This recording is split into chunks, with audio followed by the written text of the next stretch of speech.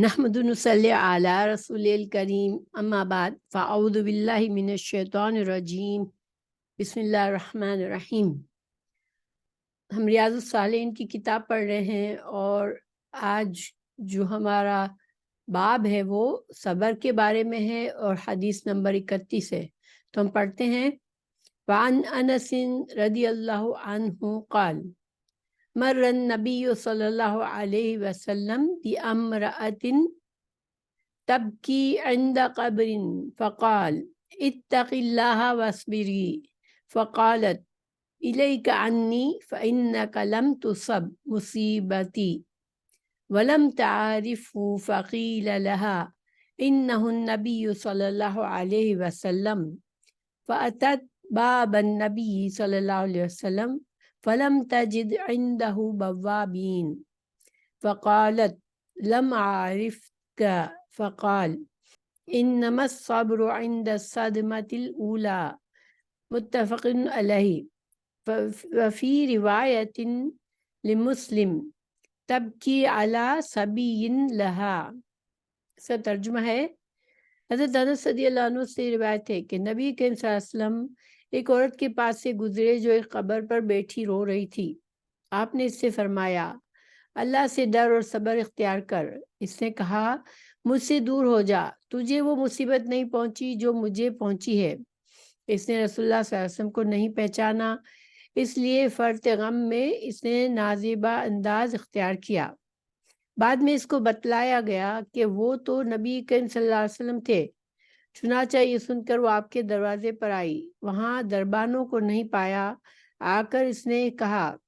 کہ میں نے آپ کو نہیں پہچانا۔ آپ صلی اللہ علیہ وسلم نے اسے پھر واز کرتے ہوئے فرمایا صبر تو یہی ہے کہ صدمے کے آغاز میں کیا جائے، بعد میں تو صبر آ ہی جاتا ہے۔ مسلم کی ایک اور روایت میں ہے کہ یہ قبر اس کے بچے کی تھی جس پر وہ رو رہی تھی۔ یہ بخاری کی حدیث ہے۔ تو اس حدیث میں ہمیں کیا فائدے ملتے ہیں؟ تو اگر سب سے بڑی بات یہاں پر رسول اللہ صلی اللہ علیہ وسلم کے بلند اخلاق کا ہمیں اندازہ ہوتا ہے کہ آپ کا جو مقام تھا اس کے لحاظ سے یہ عورت کا انداز شائع نشان نہیں تھا، آپ کے شائع نشان نہیں تھا کہ اس نے اس طرح سے آپ صلی اللہ علیہ وسلم سے کہہ دیا کہ آپ کو کیا آپ چلے جائیں، آپ کو تو یہ صدمہ نہیں پہنچا یا آپ تو میرے صدمے کو نہیں جانتے۔ تو یہ بڑا ہی ایک طرح سے اکھڑ قسم کا جواب تھا، اور یہ انداز رسول اللہ صلی اللہ علیہ وسلم کے شایع نشان نہیں تھا۔ پھر آپ صلی اللہ علیہ وسلم نے تو سمجھانے کی کوشش فرمائی تھی اس کو کہ صبر سے کام لے۔ تو اب یہ اس عورت کا اس میں فائدہ تھا، کیونکہ دیکھیں وہ اپنے بچے کی قبر پر رو رہی تھی، لیکن یہاں جب بچے کی قبر پر رو رہی تھی اس کا مطلب ہے کہ بچے کو مرے ہوئے کچھ وقت ہو چکا تھا، کیونکہ جس وقت کوئی مرتا ہے تو اس وقت قبر میں سارے لوگ اس کو دفن کرنے کے لیے جاتے ہیں۔ تو شاید وہ وقت نہیں تھا، بلکہ وہ بعد میں قبر پہ آ کے رو رہی تھی۔ اور شاید صرف رونا نہیں تھا، کیونکہ رسول اللہ صلی اللہ علیہ وسلم ہماری شریعت میں صرف آنکھوں سے آنسو بہنا یا رونا مرنے والے کے یاد سے یہ منع نہیں ہے۔ اس کی منع کس چیز کی ہے کہ انسان کوئی ایسی حرکت کرے جو ہماری شریعت میں پسندیدہ نہیں ہے۔ تو دیکھیں ہماری شریعت میں کچھ باتیں پسندیدہ نہیں ہیں۔ عورتوں سے خاص طور سے کہا گیا ہے کہ وہ قبروں پہ جا کر رونا دھونا نہ کرے۔ قبروں پر شروع اسلام میں تو قبروں پر جانا منع فرمایا گیا تھا، اور وہاں رونا دھونا اور شکوے شکایت کرنا، یا جو اس وقت اس زمانے کا ایک طریقہ تھا کہ نوحہ کیا جاتا تھا مرنے والے پر، یہ ساری چیزیں منع فرما دی گئی تھی۔ لیکن بعد میں آپ صلی اللہ علیہ وسلم نے قبر پر جانے کی اجازت دی، کس لیے کہ قبر پہ جا کر انسان اپنی موت کو یاد کرے کہ ہم بھی کسی دن اس قبر میں کسی قبر میں ہوں گے، ہماری زندگی بھی ختم ہو جائے گی، اور اس سے انسان دنیا کی جو محبت اور لالچ اس کے انسان کی حرص دنیا کی جو حرص ہوتی ہے اس کے دل میں وہ کم ہوتی ہے، اور انسان کو اللہ کی یاد آتی ہے، اپنے انجام کی فکر ہوتی ہے۔ مگر وہ عورت شاید پہلی بات کہ قبر پہ جا کے بعد میں رو رہی تھی، جو کہ اس وقت کے لحاظ سے اور اب بھی زیادہ عورتوں کا قبروں میں جا کر قبر پر بیٹھ کر رونا دھونا یہ پسندیدہ نہیں ہے شریعت میں۔ آپ صلی اللہ علیہ وسلم کے پاس جب وہ گئی تو دیکھیں جو باتیں ہمیں پتہ چلتی ہے کہ پہلی بات، آپ صلی اللہ علیہ وسلم جب اپنے صحابہ کرام کے ساتھ ہوتے تھے تو آپ کا ایسا کوئی شاہانہ انداز اور ایک خاص طور سے آپ جیسے بڑے لوگوں کا ہوتا ہے کہ ان کو دور سے پہچانا جاتا ہے، اس طرح کا آپ صلی اللہ علیہ وسلم نہیں کیا کرتے تھے۔ آپ بڑے گھل مل جاتے تھے اپنے صحابہ کرام میں۔ دوسری بات کہ کوئی ایسا شاہی طریقہ نہیں رکھا گیا تھا کہ دروازے پر دربان ہوں۔ آپ صلی اللہ علیہ وسلم کے جب مسجد میں بیٹھا کرتے تھے تو کوئی بھی اس وقت آ سکتا تھا اور رسول اللہ صلی اللہ علیہ وسلم سے بات کر سکتا تھا۔ اور پھر آپ صلی اللہ علیہ وسلم کا یہ یہاں پر جو اخلاق ہمیں نظر آتا ہے کہ اس عورت کے اس بدتمیز جس نے آپ کی شان کے خلاف طریقے سے بات کی، لیکن آپ صلی اللہ علیہ وسلم اس پر ناراض نہیں ہوئے اور وہاں سے چلے گئے۔ اور بعد میں بھی جب وہ عورت وہاں رسول اللہ صلی اللہ علیہ وسلم کی خدمت میں آ کر اس نے بتایا کہ میں نے آپ کو پہچانا نہیں تھا، تو اس وقت بھی رسول اللہ صلی اللہ علیہ وسلم نے اس کو کچھ بھی برا بھلا نہیں کہا یا نہ اس کو اس پر غصے کا اظہار فرمایا کہ اگر آپ صلی اللہ علیہ وسلم کو نہیں بھی پہچانا تھا تو کسی کے اچھے بات کہنے پر، کسی کی اچھی نصیحت کرنے پر یہ جواب مناسب نہیں تھا۔ اور اس عورت نے صبر کا مظاہرہ نہیں کیا تھا۔ اس عورت سے سب کے کسی عمل سے بھی، ایک تو رونا قبر پر، پھر اس طرح سے جواب دینا نصیحت کرنے والے کو، یہ ساری چیزیں جو تھی وہ اس کے ہمارے جو شریعت میں جو اخلاق ہمیں سکھایا جاتا ہے، جو ہمیں حدود بتائی گئی ہیں اس کے لحاظ سے نہیں تھا۔ تو مگر رسول اللہ صلی اللہ علیہ وسلم اس پر ناراض نہیں ہوئے، بلکہ اس کو ایک بات سمجھائی کہ صبر، جو اصل صبر ہوتا ہے وہ کس وقت ہوتا ہے؟ جب انسان کو صدمہ پہنچتا ہے۔ کیونکہ دیکھیں انسان کو اللہ تعالیٰ نے ایسا بنایا ہے کہ بڑے سے بڑا صدمہ، بڑے سے بڑا نقصان، کوئی بھی جذبات غصے کی حد ہو جائے لیکن ہر چیز وقت کے ساتھ کم ہو جاتی ہے۔ تو اصل صبر کیا ہوتا ہے کہ انسان جس وقت اس کے ساتھ کوئی ناپسندیدہ بات ہوئی یا کوئی نقصان پہنچا، اس وقت وہ صبر سے کام لے، اللہ پر توکل کرے اور اللہ کی رضا میں راضی خود کو رکھنے کی کوشش کرے۔ اگر بہت بڑا نقصان ہے، غم ہے، تو آنکھوں سے آنسو بہنا کسی کی موت پر یا انسان کی اداس ہونا، یہ چیزیں شریعت کے خلاف نہیں ہیں۔ تو گویا کہ جب انسان یہ نہ کہے کہ میں تو بہت صابر ہوں، لیکن صابر ہونے سے پہلے انسان جتنا چاہے اتنا کھل کر اظہار غصہ کر دے، اظہار غم کر دے، برا رویہ کرے یا غیر شرعی طریقے سے اظہار غم کرے، یہ ساری چیزوں کے لیے انسان کو صبر کرنا ہے۔ اب دیکھیں صرف صبر کرنے کا یہ نہیں ہے کہ انسان کا صبر ضائع ہوتا ہے۔ انسان کو جو بھی کوئی دکھ پہنچتا ہے اور اس پر وہ صبر کرتا ہے تو یہ بات نہیں ہے کہ اللہ سبحانہ تعالیٰ اس کے اس دکھ کو اللہ تعالیٰ اس کو اگنور کیا جاتا ہے یا اس کے اجر و ثواب اس سے محروم کیا جاتا ہے۔ کیونکہ کوئی بھی آزمائش، کوئی بھی تکلیف مسلمان کو پہنچتی ہے اور وہ صبر کر لیتا ہے، اللہ کی مرضی کے مطابق اللہ کی مرضی سمجھتا ہے، اللہ پر توکل کرتا ہے، تو اس صدمے کا بھی اس کو اجر ملے گا کہ جس صدمے کو اس نے برداشت کیا اور جس تکلیف کو اس نے برداشت کیا اس کا بھی اسے اجر ملے گا، اور اس نے صدمے کے اظہار میں اپنے رویے کو غلط نہیں کیا تو اس کا بھی اس کو اجر ملے گا۔ اور تو اصل حکم کیا ہے کہ جس وقت انسان کو کوئی صدمہ پہنچے اسی وقت اللہ کی خوشنودی کے لیے وہ صبر کرے، واویلا نہ کرے اور اجر و ثواب کی امید کرے، یہ صحیح طریقہ ہے۔ اچھا، اس کے لیے ہمیں دعا بھی سکھائی گئی ہے، صبر کے لیے دعا سکھائی گئی ہے۔ رسول اللہ صلی اللہ علیہ وسلم نے مسلمانوں کو مصیبت کے وقت پڑھنے کی جو دعا، جو تعلیم دی ہے وہ یہ دعا ہے، ایک تو ہے انا للہ و انا الیہ راجعون، اور اس کے بعد اللہم اجرنی فی مصیبتی واخلف فی خیرا منہا، اے اللہ مجھے اجر دے میری مصیبت میں، اور میرے لیے اس سے بہتر قائم مقام بنا دے۔ اس کے بارے میں حضرت ام سلمہ رضی اللہ عنہا فرماتی ہے کہ میرے شوہر کے انتقال کے بعد اس دعا کو میں پڑھتی رہتی تھی اور اپنے دل میں کہتی تھی کہ ابو سلمہ یعنی ان کے جو شوہر تھے وہ رضی اللہ عنہ سے بہتر مسلمانوں میں کون ہو سکتا ہے، لیکن چونکہ یہ ارشاد رسول اللہ صلی اللہ علیہ وسلم کا تھا اس لیے اسے پڑھتی تھی۔ دیکھیں یہاں پر اس حدیث میں کیا سمجھ آتا ہے کہ حضرت ام سلمہ جو تھی وہ اپنے شوہر سے بہت پیار کرتی تھی، اور ابو سلمہ جو تھے وہ ایک اچھے انسان تھے۔ اب جب وہ ان کا انتقال ہو گیا تو حضرت ام سلمہ بہت ہی ان کے لیے بہت بڑا صدمہ تھا۔ رسول اللہ صلی اللہ علیہ وسلم نے ان کو یہ دعا سکھائی کہ تم اپنے شوہر کی موت کا جو صدمہ ہے اس کو برداشت کرنے کے لیے اللہ سے اجر کی امید کرو اور یہ دعا مانگتی رہو۔ تو وہ مانگ تو رہی تھی، مگر ان کو ایسا لگتا تھا کہ مسلمانوں میں تو کوئی بھی اتنا اچھا انسان مجھے نظر نہیں آتا جتنے اچھے انسان میرے شوہر تھے۔ اب ظاہری بات ہے ان شوہر اور بیوی میں محبت تھی تو ان کو اپنا شوہر سب سے زیادہ ہی اچھا لگتا تھا۔ تو اب ان کی سمجھ میں نہیں آتی تھی کہ میں دعا تو مانگ رہی ہوں لیکن اللہ تعالیٰ مجھے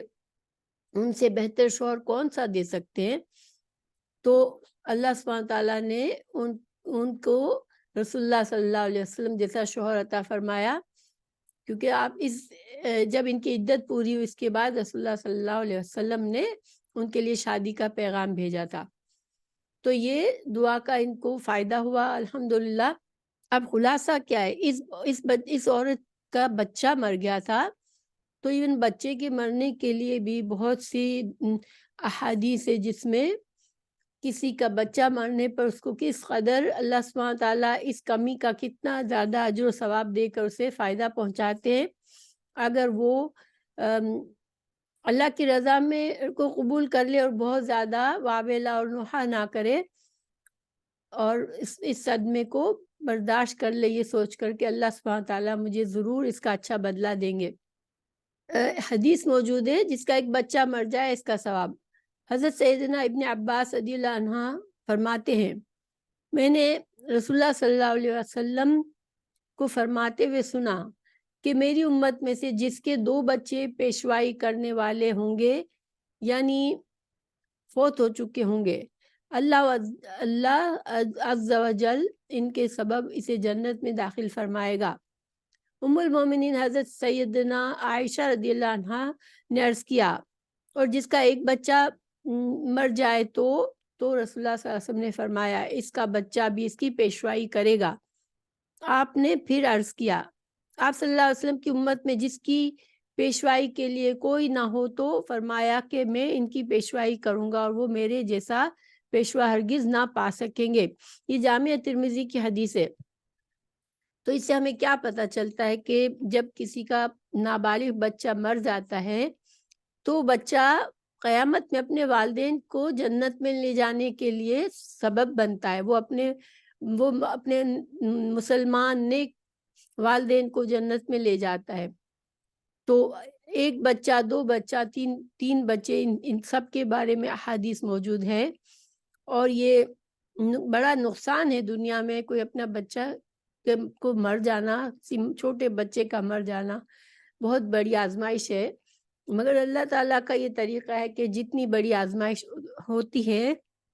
اگر ایک مومن اللہ کی رضا پہ راضی رہتا ہے تو اللہ تعالیٰ اسے اسی قدر بڑا جو ثواب بھی عطا فرماتے ہیں۔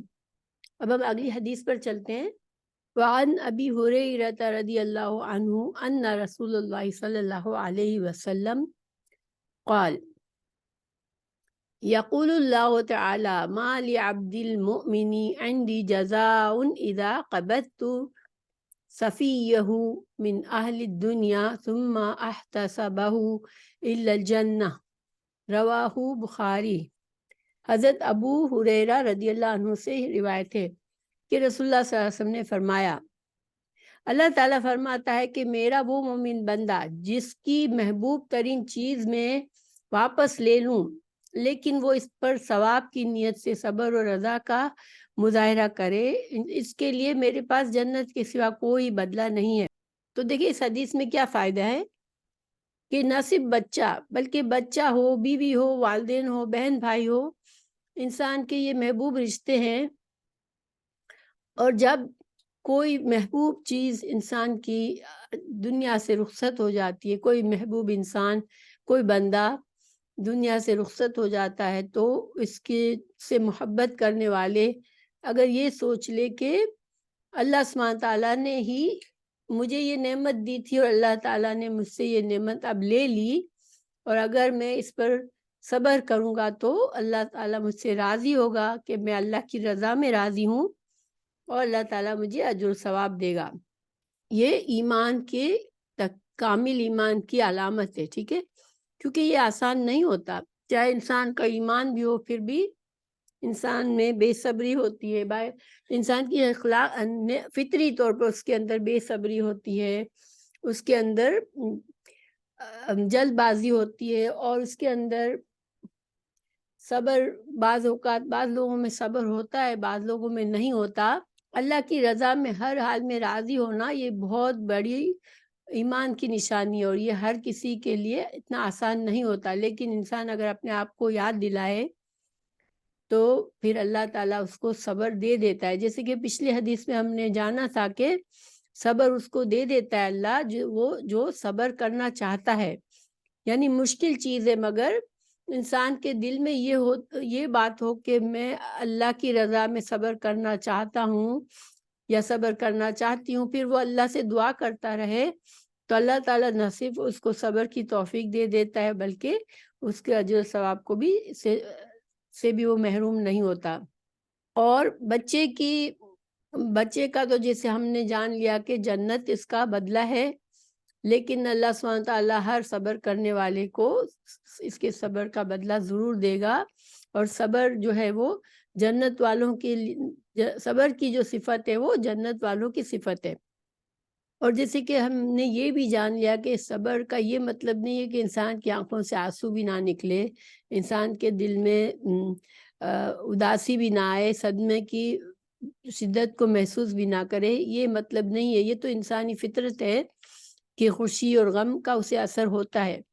لیکن اس کا جو کس طرح سے اس خوشی اور غم کو انسان اپنا رویہ اس کے بعد کیسا کرتا ہے، یہ اصل میں اس کا امتحان ہوتا ہے۔ علماء نے کہا جب اللہ تعالیٰ کسی کے محبوب کی روح کو قبض کر لے پھر وہ اس پر صبر کرے تو اس صبر کی وجہ سے اس کا اللہ کے ساتھ ایسا تعلق پیدا ہو جاتا ہے کہ اللہ جل و شان اس بندے کو جنت دیے بغیر راضی اور خوش نہیں ہوں گے۔ جب آدمی کو اس قسم کا کوئی صدمہ پہنچے تو اس کریمانہ وعدے کو یاد کر کے صبر کرے تو انشاءاللہ اس صبر میں اس کو ایک لذت اور حلاوت ملے گی، اور آخرت میں اللہ تعالیٰ کی طرف سے یقیناً جنت بھی عطا ہوگی۔ تو جیسے دیکھیں کہ جب انسان صبر کی خواہش رکھتا ہے، دعا کرتا ہے، تو اللہ تعالیٰ اس کو صبر میں ایک لذت بھی دیتے ہیں کہ اس کے لیے وہ صدمہ بھی آسان ہو جاتا ہے۔ ابن ماجہ میں ایک حدیث ہے کہ رسول اللہ صلی اللہ علیہ وسلم نے فرمایا جب کسی شخص کا بچہ انتقال کر جاتا ہے تو اللہ عز و جل اپنے فرشتوں سے فرماتا ہے کیا تم نے میرے بندے کے بچے کی روح قبض کر لی؟ فرشتے عرض کرتے ہیں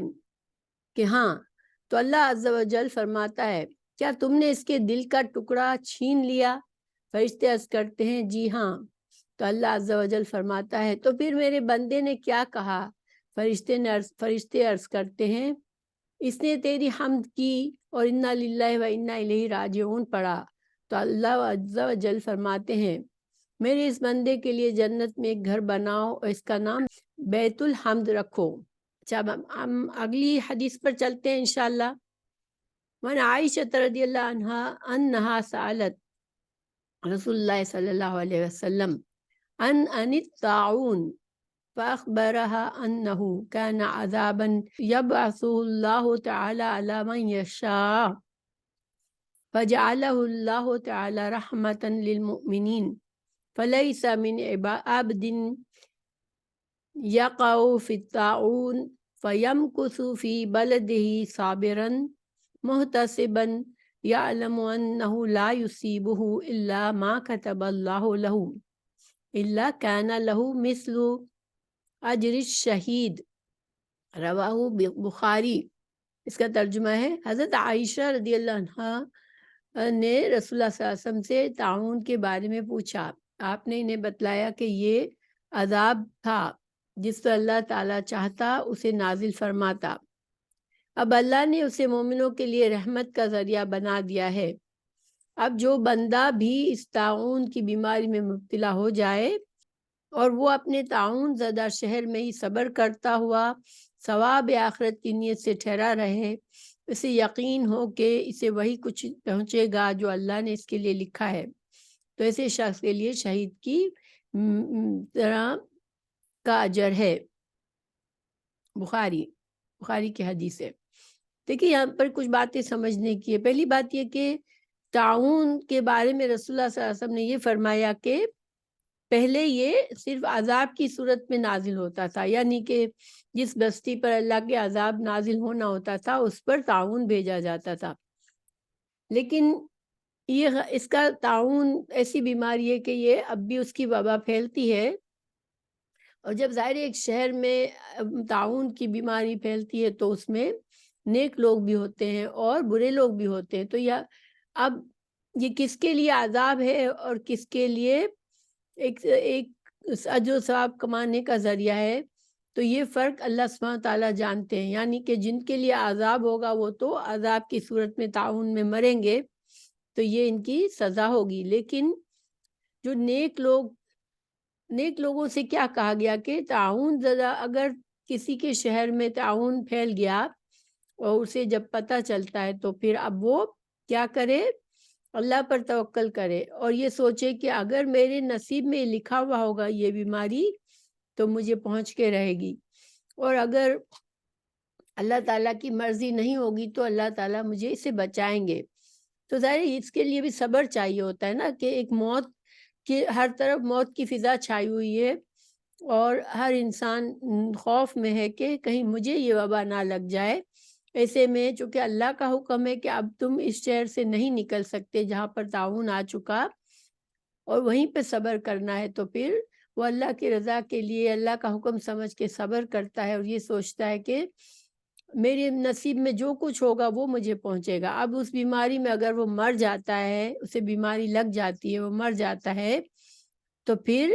اس کے لیے اس کی موت جیسے شہید کی موت ہوتی ہے، اس کو شہیدوں والا اجر و ثواب اور جنت میں ملے گی، اور اگر وہ بچ گیا تو وہ اللہ کی رحمت ہے کہ اس سے اللہ نے بچا لیا۔ تو دیکھیں یہاں تعاون کی مثال ہے، لیکن وبائی بیماریوں میں سب بیماریوں کا یہی حکم ہے کہ جب کوئی وبا پھیلی ہوئی ہو تو انسان جس شہر میں ہے اسی شہر میں رہے، اور اگر وہ اس کو کسی اور شہر میں جہاں وہ رہ رہا ہے اس میں نہیں، کسی اور شہر میں جب اسے وبا کا پتہ چلے تو پھر وہ اس شہر میں نہ جائے، ٹھیک ہے، اس شہر سے باہر ہو جو لوگ وہ اندر نہ جائیں اور جو اندر ہو وہ باہر نہ آ جائے،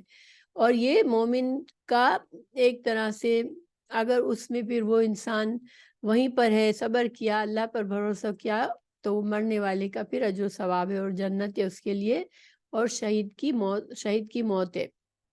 تو اسی طرح غرق ہو کر مرنے والے کو بعض اور قسم کی موت پر بھی شہید کا اجر ملتا ہے۔ غرق ہو کر مر جانے والے کو، حالت زچگی میں فوت ہونے والی عورت کو وغیرہ، ظاہر اب یہ لوگ اگر مومن ہے اور اس طرح کی موت انہیں آتی ہے تو انسان کو پھر شہید کا اجر ملتا ہے، لیکن ویسے انسان کو اچانک موت اور ڈوب کر مرنے کی موت اور اس طرح کے وبائی بیماریوں سے انسان کو اللہ سے پناہ ضرور مانگنی چاہیے، ٹھیک ہے، کیونکہ انسان کے ایمان کا انسان کو پتہ نہیں ہوتا کہ آزمائش میں وہ کس قدر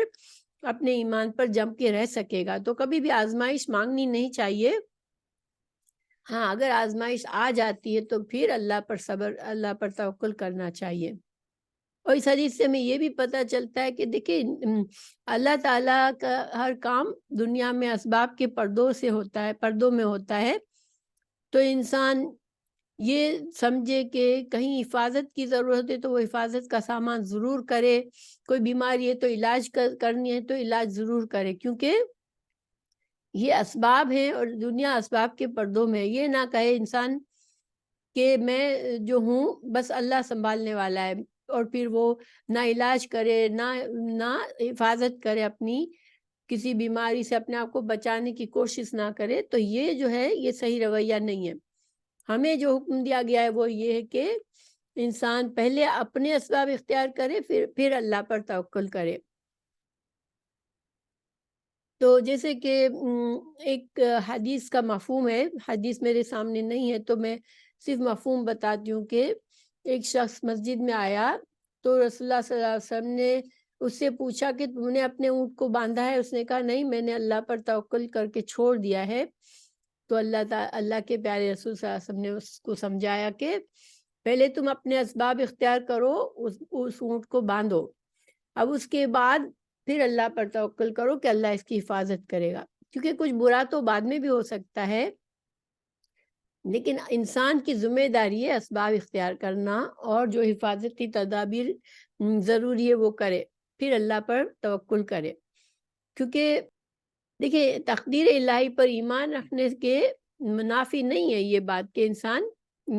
تدابیر اختیار کرتا ہے یا علاج کرتا ہے یا حفاظتی تدابیر کرتا ہے. اسی طرح مرض پر بیماری پر صبر کرنا اللہ تعالیٰ کی قضاء اور قدر پر رضامندی کی دلیل ہے.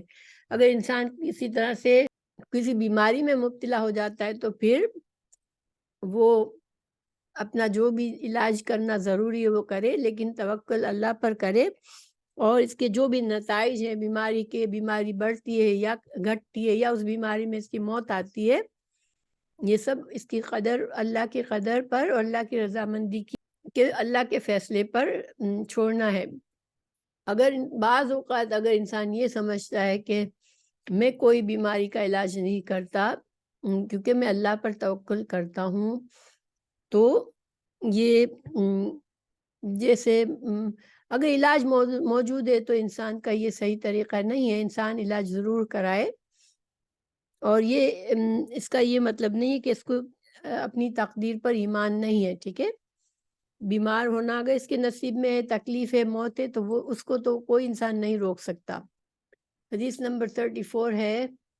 ان انس رضی اللہ عنہ قال سمعت رسول اللہ صلی اللہ علیہ وسلم یقول ان اللہ عز وجل قال اذا ابتلیت عبدی بحبیبتیہ فصبر عوضته منہما الجنہ یرید عینیہ، رواہ بخاری. حضرت انس رضی اللہ عنہ بیان کرتے ہیں، میں نے سنا رسول اللہ صلی اللہ علیہ وسلم فرماتے تھے کہ اللہ تعالیٰ فرماتا ہے جب میں اپنے بندے کو اس کی دو پیاری چیزوں سے کے ذریعے یعنی آنکھوں سے محروم کر کے آزماؤں، پس وہ اس پر صبر کرے تو میں اس کے بدلے اسے جنت دوں گا. یہ بخاری کی حدیث ہے. دیکھیں آنکھوں کا نہ ہونا، کسی کی بصیرت کو لوز، کسی کی دیکھنے کی صلاحیت ختم ہو جانا، یہ دنیا میں بہت بڑی آزمائش اور بہت ہی بڑی محرومی ہے. اور اللہ عز و جل جزا بھی قدر مشقت عطا فرماتا ہے، اس لیے اس محرومی پر صبر بہت بڑا عمل ہے جس کی جزا جنت ہے، بشرطے کہ نابینا ایمان کی دولت سے مالا مال ہو. دیکھیں جتنا بھی اجر و ثواب ہم جتنی چیزوں پر پڑھا ابھی تک، وہ سب کے لیے ایمان کا لازمی ہے. ٹھیک ہے، ایک مومن ہی اللہ کے لیے توکل اور اللہ کے لیے صبر کر سکتا ہے. اگر ایمان ہی ہے تو پھر انسان کا، ایمان نہیں ہے تو پھر انسان کا صبر اور انسان کا جو بھی عمل ہے وہ پھر اللہ کے لیے نہیں ہوتا. اس لیے ہر چیز کے لیے ایمان شرط ہے. ٹھیک ہے، لیکن نابینا انسان دنیا کی بہت سی نعمتوں کو دیکھنے سے ہی محروم رہتا ہے، اور نہ ہی وہ دنیا کی نعمتوں سے اس طرح فائدہ اٹھا سکتا ہے جیسے کوئی آنکھوں والا ہوتا ہے.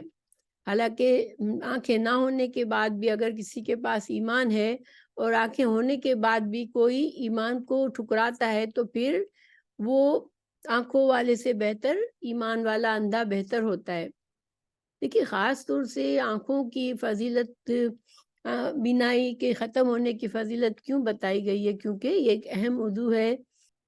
اور جو کہ اس کی محرومی سے دنیا میں انسان کے لیے بڑی محرومی ہوتی ہے. اور اللہ سبحانہ تعالیٰ کا جو ایک قانون یہ ہے کہ جتنی زیادہ مشقت ہے اور اس مشقت پر جتنا زیادہ صبر ہے، اس حد تک اسی طرح سے جزا بھی اسی طرح سے بڑی ہوتی ہے۔ وعن عطاء ابن ابی رباح قال قال لی ابن عباس رضی اللہ عنہما الا اریک امرأة من اہل الجنة